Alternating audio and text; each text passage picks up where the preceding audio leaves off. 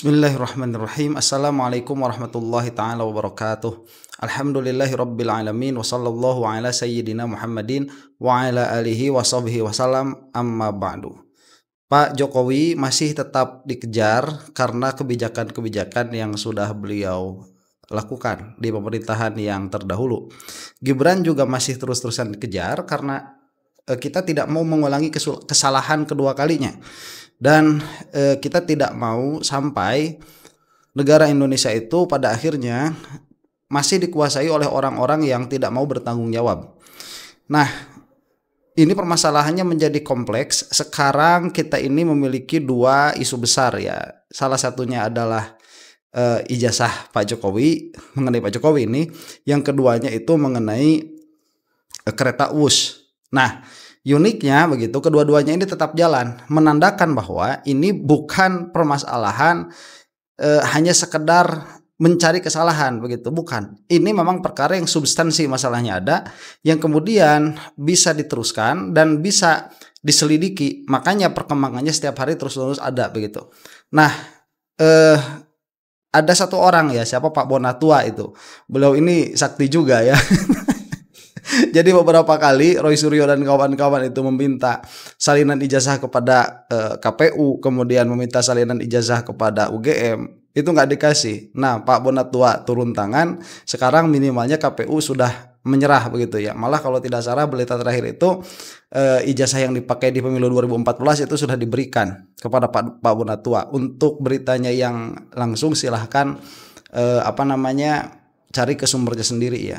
Jadi begini, KPU ini unik ya, yang mana sebelumnya dia itu mengatakan bahwa ijazah ini adalah dokumen pribadi yang harus dilindungi, tapi ternyata tidak. Kemudian KPU juga baru kemarin dikenakan sanksi, tapi sanksi berupa teguran berat ya. Itu sanksi macam apa itu? KPU tuh itu sudah ada. Yang mana ini mengindikasikan bahwa KPU itu bekerjanya tidak profesional. Dan memang sedihnya pemerintahan yang ada sekarang adalah produk dari KPU itu. Nah, ini harus diselesaikan permasalahan di sini. Nanti siapa yang bisa menyelesaikan, instansi mana, itu yang akan berusaha kita urai ya pada waktu yang lain. Nah, kemudian kereta Wus ini karena media media mainstream sudah berbicara, kemudian banyak juga ahli-ahli yang berbicara, pada akhirnya semakin terkuak, semakin terlihat kepada kita, dan kita mendapatkan berbagai macam insight, berbagai macam sudut pandang. Nah, yang akan kita saksikan di sini adalah sudut pandang dari mantan penyidik KPK. Nah, dan ini penting sebagai edukasi publik, karena publik itu memang harus diberikan macam dari kecerdasan begitu ya, pemahaman terutama dari segi hukum yang berlaku. Ini penting perkataan KPK ini supaya kita sebagai publik itu bisa merasakan ada ketidakberesan di dalam pemerintahan ini. Dan tatkala itu dirasakan oleh mayoritas publik, maka akan ada tekanan. Nah, karena itulah begitu ya, pers itu disebut pers. Kalau di kita disebut press conference begitu ya. Itu press, ada tekanan di situ. Nah, ini akan kita lihat karena memang banyak sekali termul itu yang yang membela Jokowi habis-habisan, membabi buta tanpa melihat fakta yang ada. Sedangkan kita nih yang memang menginginkan transparansi di dalam pemerintahan, karena kita tidak terjun kepada dunia politik praktis, kita menginginkan ada objektivitas. Dan apa yang akan dikatakan oleh mantan penyidik KPK ini sangat sangat penting untuk kita lihat sebagai bahan pendidikan untuk kita ya. Kita akan saksikan nih. Saya ke Bung Yudi yang baru sedikit bicara. Sebenarnya jadi, pertanyaan saya gini, sekalian closing juga, tapi agak panjang, boleh nggak apa-apa?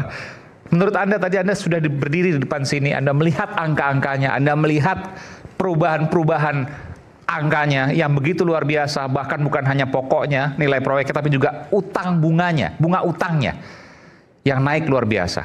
Menurut Anda adakah indikasi korupsi di sana? Sebenarnya saya tadi tuh nggak ingin berbicara, saya ingin langsung menyidik misalnya. Karena melihat data-data yang begitu Anda langsung jelas. Ingin menyidik. Iya. Coba bagus sekali bahasanya. Udah gatal nih pengen menyidik aja kalau saya jadi KPK-nya. Itu kata beliau tuh. Ya memang karena memang terlihat jelas ada unsur yang bisa sidik, yang bisa diselidiki. Anda sudah gemes bahwa ini ada indikasi korupsi? Betul sekali. Anda yakin dengan apa jawaban Anda? Anda menilai bahwa ini ada indikasi korupsi? Indikasi kan? Iya. Yakin. Yakin. Nah, sekarang dan ini layak diselidiki? Layak lah. Sekarang sebentar. Nah, itulah yang saya katakan kemarin, siapa Bono ya. Bono apa Boni? Boni Hargen, yang mana dia itu mengatakan, kita ini tidak boleh trial by the press. Kemudian kita itu harus, kalau melihat ada tindak pidana, memang harus ada data tindak pidananya mana.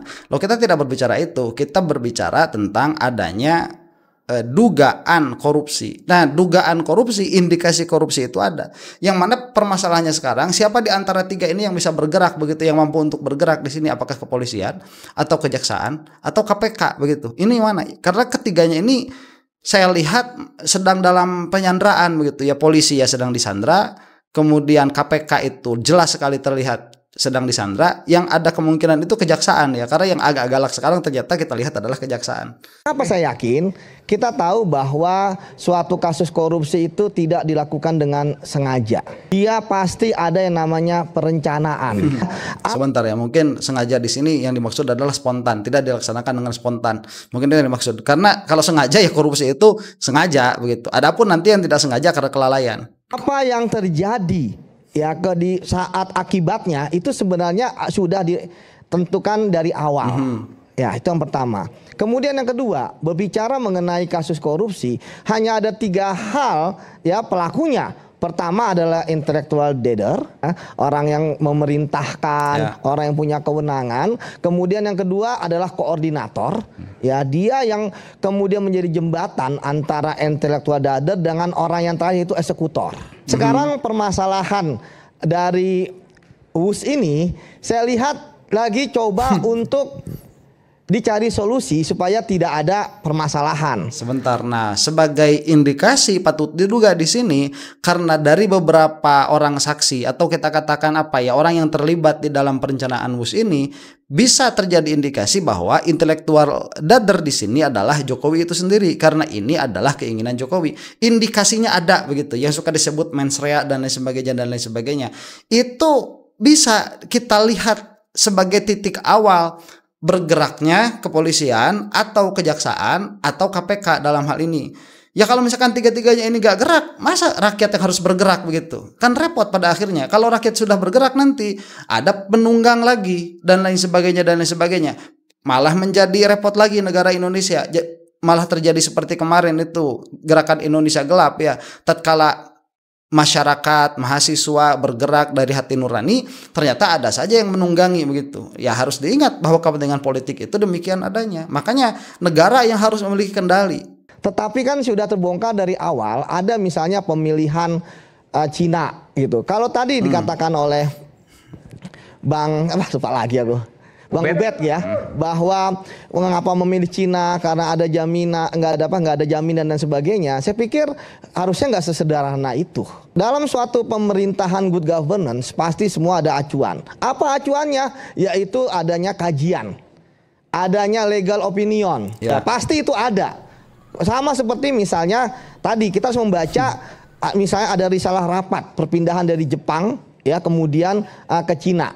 Ya, itu pasti ada yang hitungannya, matematikanya dan sebagainya. Nah, oke, sebentar. Nah, itu betul, harusnya ada begitu ya, harusnya ada. Nggak cuma ini kemauan raja begitu, titahnya Jokowi kemudian dilaksanakan, tidak. Good governance, setiap kebijakan itu di belakangnya harus melalui Harus melalui riset, dan itulah fungsinya nanti perguruan tinggi, itulah fungsinya nanti para ilmuwan, dan itulah fungsinya nanti para politikus begitu. Karena ini nanti misalkan apakah akan ada gejolak politik atau tidak, apakah ini sesuai dengan prinsip bernegara kita begitu. Malah kemarin kan ada yang bawa-bawa ini sudah tidak sesuai dengan prinsip Pancasila begitu. Ini kebijakan yang tidak Pancasilais.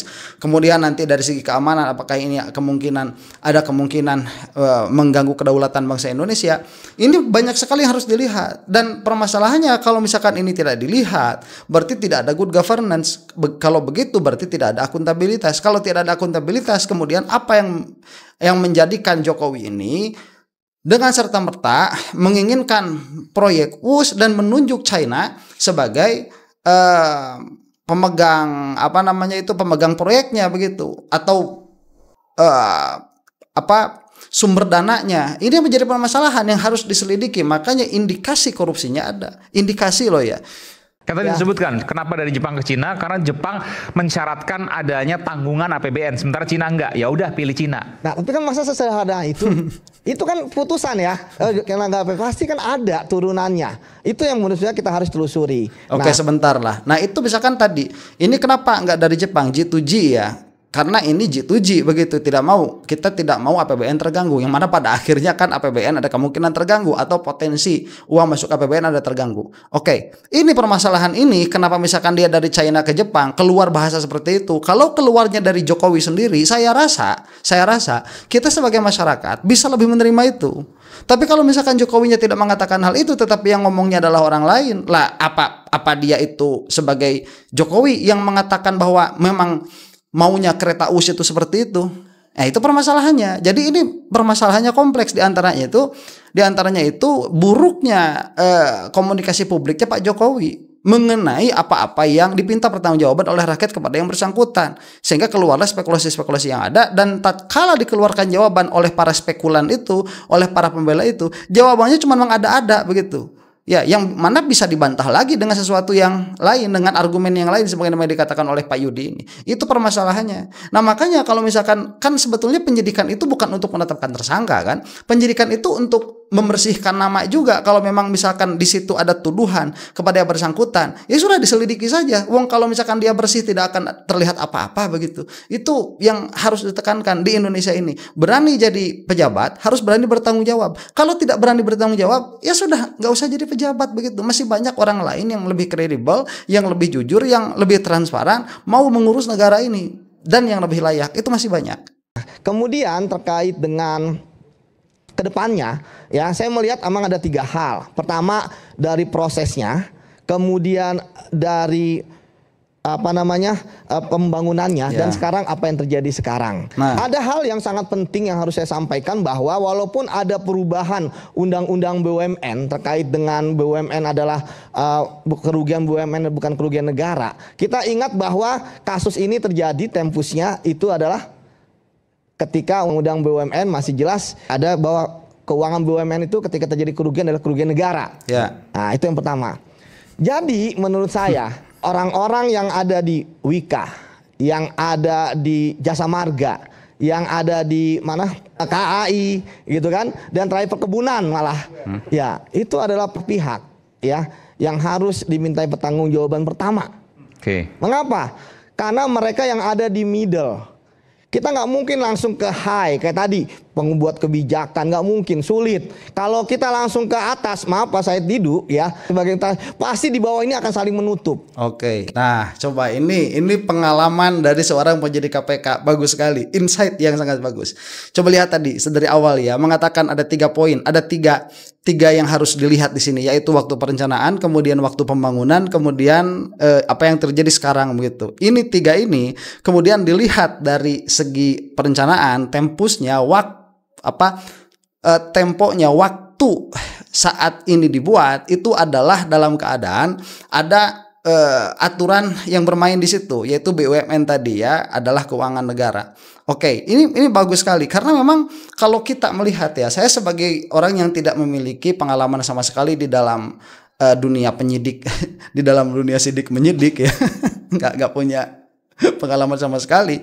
Itu memiliki insight baru bahwa dari apa yang saya dengar dari Pak Agus misalkan ya, Pambagio, kemudian dari Pak siapa itu Antoni, kemudian dari Pak Mahfud MD, yang saya dengar dari beliau bertiga, ini kan langsung nih permasalahannya ada di Jokowi, permasalahannya langsung di Jokowi. Kenapa? Karena pada saat perencanaan itu orang-orang sudah mengatakan bahwa ini tidak visible dan lain sebagainya, tetapi Jokowi dengan kekeh masih mau mengadakan kereta cepat ini, WUS ini ya, yang mana pada akhirnya pada pembangunannya pun dia bermasalah, setelah pembangunannya pun dia bermasalah.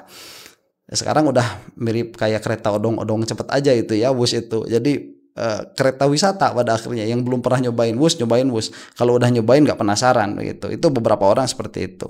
Nah, kemudian yang menarik dari perkataan Pak Yudi ini adalah di dalam penyidikan secara de facto itu akan sangat sulit kalau mau menyidik langsung ke atas begitu. Dalam hal ini kepada Pak Jokowi akan sulit. Tadi Pak Yudi menyebutkan beberapa pihak yang memang bisa disidik dari awal di situ. Nah, ini ekspertis seorang mantan penyidik KPK yang kita butuhkan supaya kita tahu ini sebetulnya celahnya dari mana begitu kalau mau memperkarakan dan mempermasalahkan. Ya, meskipun harus dimulai dari bawah begitu ya. Kalau memang itu yang bisa menjadikan perkara ini menjadi clear, menjadi jelas, itulah yang harus ditempuh. Nah, permasalahannya apakah penumpuan itu akan terjadi, saya tidak tahu. Dan apakah kalau terjadi ini misalkan Pak Jokowi akan terseret, itu juga permasalahan lain begitu. Kenapa? Karena di dalam perkara-perkara yang sudah jelas ada permasalahan hukumnya, sudah ada tersangkanya, Pak Jokowi sampai sekarang tidak tersentuh. Ya, misalkan dalam kuota haji, ya itu menterinya aja belum tersentuh, atau misalkan di dalam pengadaan Google Chrome kemarin itu ya, Chromebook. Kita harus mencari dulu di level middle-nya. Nah, kalau di middle dapat, maka yang di bawah, yang di bagian lower-nya sebagai eksekutor, dia kemudian akan berbicara karena ada kasus. Cuma permasalahannya adalah saya terkejut juga ketika KPK ya mereka menunggu terkait dengan pengaduan. Nah, seharusnya KPK tidak perlu menunggu, ada yang dinamakan proactive investigation. Nah, itu mereka bisa kok, kan apalagi kan menarik perhatian masyarakat. Kalau misalnya memang tidak terbukti, saya pikir juga tidak jadi masalah. Betul. Gitu ya, ya tentu kita wajar karena emang ada gitu permintaan-permintaan dari Bang Ihsanuddin, beliau tuh ahli sebenarnya. Saya juga harusnya ini dipanggil jadi ahli gitu ya sama KPK gitu kan. Betul, sebentar. Itu yang saya katakan juga kemarin, bahwa kalau nggak ada permasalahan ya sudah selesai. Kita ini tidak ada kepentingan Jokowi masuk penjara kok. Kita cuman mau penjelasan saja. Yang mana penjelasannya bukan dari termul begitu. Kita perlu penjelasan legal, penjelasan formal, penjelasan yang memang katakanlah kata orang awam itu ya masuk akal begitu. Itu kita ingin penjelasan seperti itu. Supaya apa? Supaya kita tahu memang kita memiliki harapan hidup di Indonesia ini. Dari segi adat ya tentu. Saya suka mengatakan itu. Dari segi adat itu dari segi hukum manusia, bukan dari segi hakikat. Kita punya harapan nih sebagai bangsa Indonesia, hidup di Indonesia. Tatkala misalkan kita ini membayar pajak, kita taat membayar pajak, kemudian kita menjadi warga negara yang baik, kita punya harapan untuk anak-anak kita ke depan bahwa Indonesia ini memang sedang diurus di dalam atau oleh tangan-tangan yang memang kredibel dan tangan-tangan yang baik begitu. Itu tatkala ada kesadaran seperti itu, maka akan keluar patriotisme. Sudah nggak perlu disuruh-suruh lagi patriotisme itu kalau misalkan negaranya memang baik.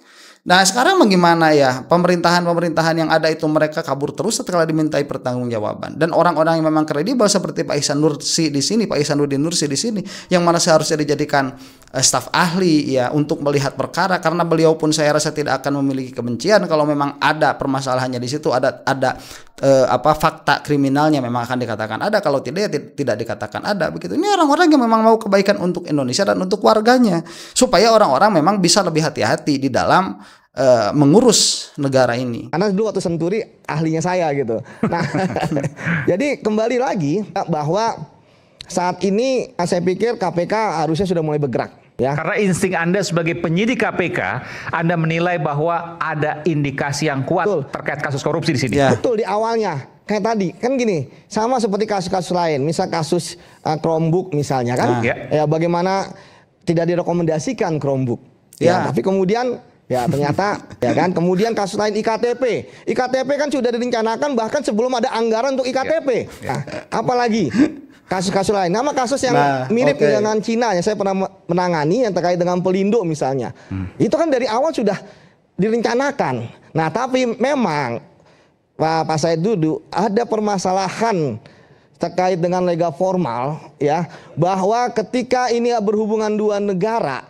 Dan saya pikir jangan orang yang merancang ini itu sudah tahu bahwa ya tidak mungkin akan ada investigasi terkait dengan proses perencanaan. Karena begitu sulit. Orang-orang di Indonesia yang akan menjadi saksi yang terkait dengan perencanaan tadi pasti akan pasang badan. Sementara kalau kita meminta kepada pihak Cina untuk diperiksa, kalau nggak ada izin dari pemerintah Cina nggak bisa. Saya pernah menangani kasus. Nah sebentar ya, ini bagus. Ini pengalaman luar biasa. Begini. Yang jadi permasalahan dulu ya, sebelum kita masuk ke apa yang mau dibicarakan, ternyata Indonesia itu banyak loh orang-orang yang kredibel, orang-orang baik seperti beliau nih Pak Yudi ini ya. ini orang yang jauh lebih cerdas daripada wakil presiden yang ada sekarang. Kemudian jauh lebih cerdas daripada orang yang PSI kemarin ngomong, siapa, Pak Barus itu ya. Jauh lebih cerdas daripada si itu siapa, Bono atau Boni, itu jauh lebih cerdas. Atau kalau kita tidak mengatakan cerdas, berkatanya jujur begitu, apa adanya. Nah, orang-orang yang seperti ini yang seharusnya ada di pemerintahan. Permasalahannya ya, semenjak Pak Jokowi ini, orang-orang seperti ini kemana? Kita melihat di pemerintahan itu badut begitu. Ya kayak Bahlil itu, ya. Kemudian kayak siapa? Masa saya nyebut satu-satu orangnya? Ya Bahlil lah salah satunya itu.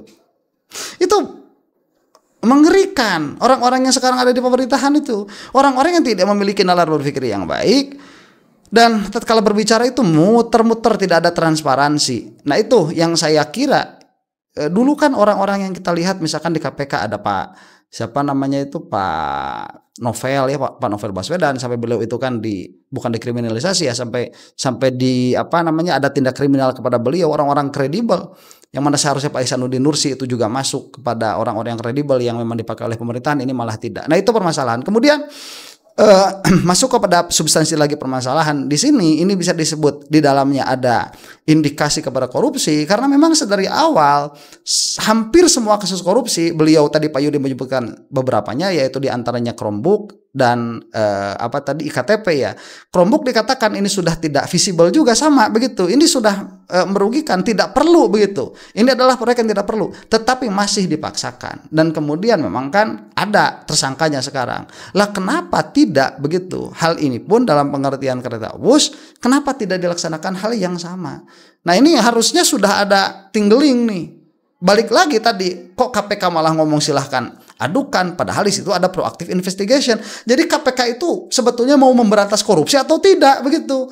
Ya, kan lembaga ad hoc udah nggak perlu ya, bubarkan aja lah sekalian gitu ya, bikin lagi yang baru, atau masa masyarakat yang harus bergerak. Yang mana sekarang saya sudah melihat beberapa masyarakat sudah bergerak dari bawah sekarang, karena apa ya? Menunggu dari atas itu, dari orang-orang yang ada di ibu kota susah. Itu udah terlalu banyak tangan mungkin ya di sana, entahlah, wallahu a'lam. Mungkin ini harus dimulai dari daerah-daerah nih, dan itu sudah ada di beberapa daerah, sudah terjadi. Yang saya sampai ke Cina, Beijing, meminta sekitar 12-13 orang diperiksa gitu ya. Awalnya mereka oke, welcome gitu kan, tapi kita pulang nggak bisa juga kita meriksa gitu. Apalagi ya, ketika memang bagus ya. Perusahaan ini adalah perusahaannya pemerintah, kan kita tahu bahwa ini BUMN Cina ya. Jadi bagi saya akan sangat sulit ya. Tetapi makanya apalagi sekarang ini kan kita tidak ada whistleblower nih. Ini nggak ada whistleblower yang berani teriak. Pak Antoni kan whistleblower, tapi bukan dari dalam, dari luar. Kan kita lihat saksi itu melihat, mendengar, mengalami. Kayak tadi sebenarnya Sinton disampaikan, kayak Pak Said dulu mengatakan periksa ini. Penyidik pasti melakukan.